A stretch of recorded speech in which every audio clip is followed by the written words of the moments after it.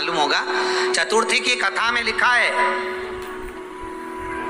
चौथ माता के व्रत में वर्णन किया गया है कि वो आखा दाना जो रखा जाता है, मान लो कोई जरूरी काम होता है तभी आखा दाना को रखा जाता है, संभाल के रखते हैं कि हम इस काम के लिए जा रहे हैं और हमारा ये कार्य सफल होना चाहिए। तो जिसने चतुर्थी का व्रत करा है, जिसने चंद्रदेव का पूजन करा, चतुर्थी का व्रत करा, वो गणेश जी से विनती करके वहां से 2-4 आखा दाना उठा ले और जो व्यक्ति का काम अटक रहा है अपने ही घर का, पर दूसरे कुल को नहीं देना, अपने ही कुल के अंतर्गत जो काम अटक रहा है उसकी जेब में, उसके पल्लू में उस चीज को रख दिया जाए। तो चतुर्थी जो अगली आती है, जैसे आप महीने की करते हो तो महीने की, और आप जैसे करते हो कि 4 अलग बड़ी बड़ी चतुर्थी करते हो तो उसके अनुसार आपका कार्य सिद्ध होता ही है। उस आखे दाने का इतना महत्व होता है क्योंकि चतुर्थी का व्रत करने वाली माता जब व्रत करती है तो स्वयं चतुर्थी की कथा में लिखा हुआ है कि पार्वती जी गणेश जी से चतुर्थी की कथा बचवाती है। तो चतुर्थी की कथा जब होती है तो उसको स्वयं गणेश जी बाच रहे हैं। तो व्रत कौन सुन रही है? माता पार्वती। और आपने जो आखा दाना लिया वो गणेश जी के भाव से लिया, गणेश जी से निवेदन करके, विनय करके, प्रार्थना कर उसको प्राप्त किया। तो जिनकी यहाँ संपदा की कमी होती है, वैभव की कमी होती है, लक्ष्मी की कमी होती है, प्रतिष्ठा की कमी होती है, धन की कमी होती है, उसके लिए बुधवार के दिन अगर शंकर पर 1 लोटा पानी चढ़ाया जाता है तो जिन लड़कियों का विवाह नहीं हो रहा, जिन बच्चों का विवाह नहीं हो रहा, उन बच्चों के भी विवाह हो जाते हैं। हमारा वृद्धि से मतलब होता है जिस कन्या या वर का विवाह नहीं होता, 40 साल हो गए या 30 साल हो गए, या जब 28 के बाद में लड़का लड़की क्रॉस हो जाए कि 29 में, 30 में, 32 में, 34 में, 40 तक पहुंच गए और विवाह नहीं हो रहा, तब बेलपत्री के जो पेड़ होता है, वृक्ष होता है, उस वृक्ष की जो डाली होती है, उस डाली के मनकों से जो माला बनती है, बाजार में भी मिल जाती है बेल की माला, उस माला को भगवान शंकर को समर्पित कर बेलपत्री के वृक्ष के नीचे बैठ कर भगवान शंकर का पंचाक्षर मंत्र का जाप करना है। कौन सा मंत्र है? पंचाक्षर मंत्र कल बताया था, नमः शिवाय। अगर रसोई घर से भोजन में तुलसी डलकर अगर ठाकुर जी के सामने वो थाली रखी तो ये पक्का है वो थाली ठाकुर जी नहीं जीमेंगे क्योंकि उसमें तुलसी रखी हुई आई है। हाँ, जब ठाकुर जी के सामने थाली रखा गई और तुमने थाली रखने के बाद में मंदिर के सामने बैठ के फिर तुलसी डाली तो ठाकुर जी उसको स्वीकार कर लेते हैं। क्यों?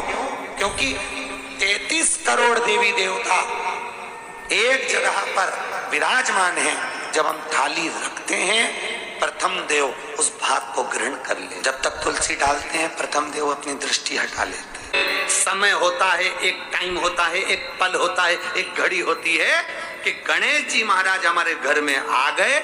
गणेश जी की सबसे पहली जो आरती हो, उस आरती के समय पर अगर धूप बत्ती जलाई जाए या गोबरी को जलाकर उसमें गूगल छोड़ी जाए और गूगल छोड़ने के बाद गणेश जी का नाम ध्रुम वर्ण कह दिया जाए तो गणेश जी को तुम्हारे घर की पूजा स्वीकार करना पड़ती है। बस वो समय हम जानते, हम तो बस उतना जानते हैं कि शिव महापुराण में लिखा और मुद्गल पुराण में लिखा, गणेश पुराण में लिखा, गणेश जी का एक नाम होता है ध्रुम वर्ण। क्या नाम है? ध्रुम वर्ण गणेश जी का एक नाम होता है। जब हम धूप जलाकर और धूप लगाने के बाद में गणेश जी की सबसे पहली आरती करने के पहले अगर हम सबसे पहली आरती गणेश जी की कर रहे हो, अपने घर में स्थापना कर रहे हो, बिठा रहे हो और तुम चाहते हो कि गणेश जी मेरे घर में आके मेरी पूजा को स्वीकार करें और जो मांगू मेरा गणेश मुझे दे 10 दिन के अंदर, तो पहला नाम लेकर पुकार लेना ध्रुम वर्ण विनायक, बैठो, बस काम हो गया। वो फिर ही होकर आता। सुंदर जोड़ी थी शंकर और पार्वती की, सही है कि गलत है? कभी नहीं झगड़ते थे।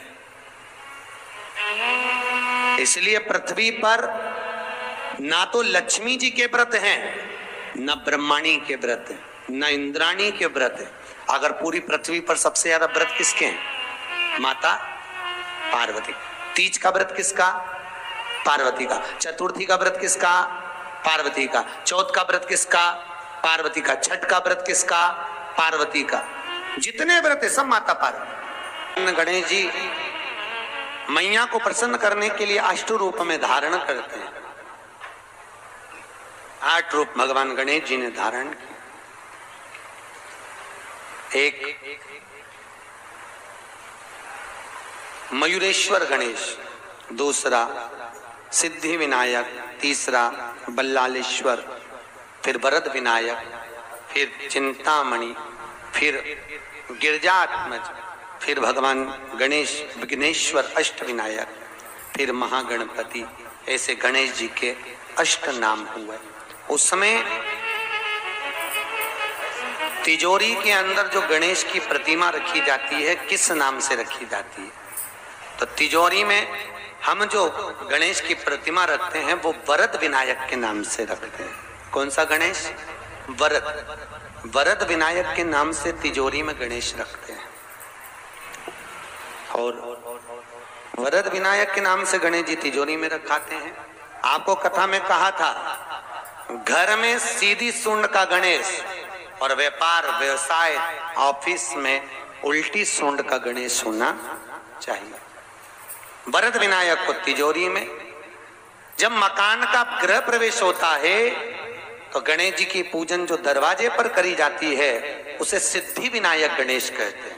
कौन सा गणेश?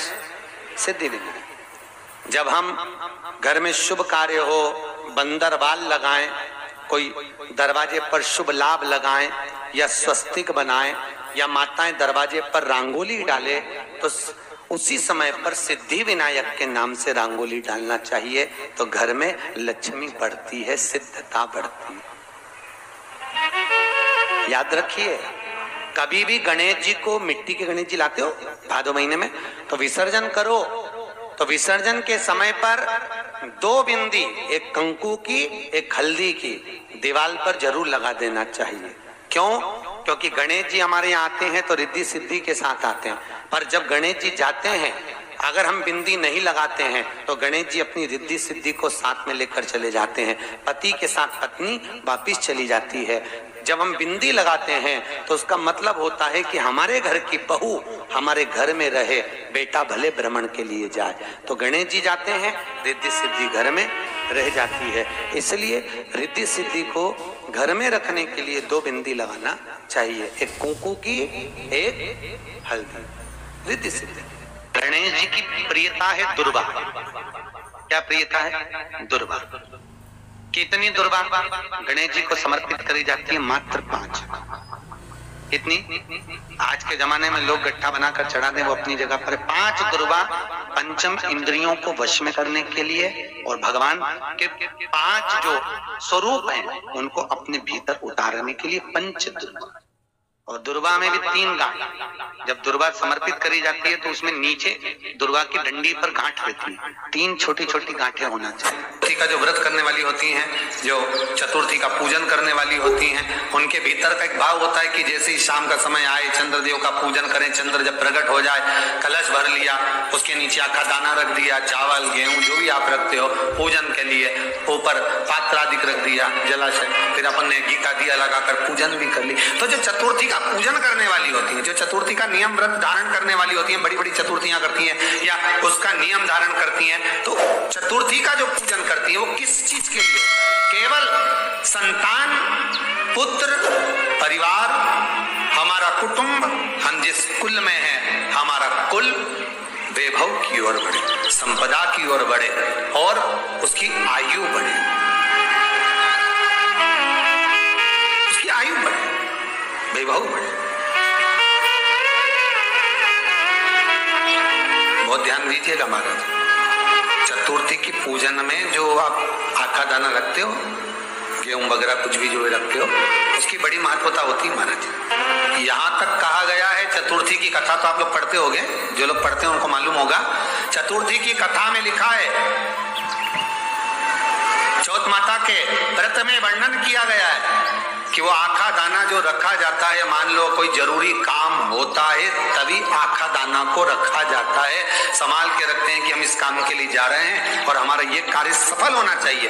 तो जिसने चतुर्थी का व्रत करा है जिसने चंद्रदेव का पूजन करा, चतुर्थी का व्रत करा, वो गणेश जी से विनती करके वहां से 2-4 आखा दाना उठा ले, और जो व्यक्ति का काम अटक रहा है अपने ही घर का, पर दूसरे कुल को नहीं देना, अपने ही कुल के अंतर्गत जो काम अटक रहा है उसकी जेब में, उसके तल्लू में उस चीज को रख दिया जाए, तो चतुर्थी जो अगली आती है, जैसे आप महीने की करते हो तो महीने की, और आप जैसे करते हो कि 4 अलग बड़ी बड़ी चतुर्थी करते हो, तो उसके अनुसार आपका कार्य सिद्ध होता ही है। उस आखे दाने का इतना महत्व होता है क्योंकि चतुर्थी का व्रत करने वाली माता जब व्रत करती है तो स्वयं चतुर्थी की कथा में लिखा हुआ है कि पार्वती जी गणेश जी से चतुर्थी की कथा बचवाती।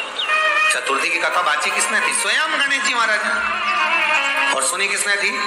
माता पार्वती। बाचने वाले गणेश जी थे, सुनने वाली माता पार्वती थी। तो चतुर्थी की कथा जब होती है तो उसको स्वयं गणेश जी बाच रहे, तो व्रत कौन सुन रही है? माता पार्वती। और आपने जो आखा दाना लिया वो गणेश जी के भाव से लिया, गणेश जी से निवेदन करके, विनय करके, प्रार्थना करके उसको प्राप्त किया। जितने आस्था चैनल पर कथा सुन रहे हो, जितने फेसबुक और यूट्यूब पर सुन रहे हो, और जितने इस छत्तीसगढ़ की पावन धरा पर बैठकर सुन रहे हो, बहुत सावधानी से सुनना। एक छोटा सा कपूर का टुकड़ा जब आरती में जलाया जाता है तो ये कपूर क्यों जलाते हैं? इस कपूर का महत्व क्या है? इस कपूर का कारण क्या है? ये कपूर है कौन जिसको हम आरती में जला? क्या जरूरत है इस कपूर को आरती में जलाने की? क्या जरूरत है इसको यज्ञशाला में जलाने की? क्या जरूरत है इस कपूर को पूजन में जलाने की? स्वयं गुरु बाबा कहते हैं यदि कोई आरती में, पूजन में, घर में एक कपूर का टुकड़ा आरती के बाद में जब समर्पित करेगा तो उसको अश्वमेध यज्ञ का पुण्य प्राप्त हो जाएगा।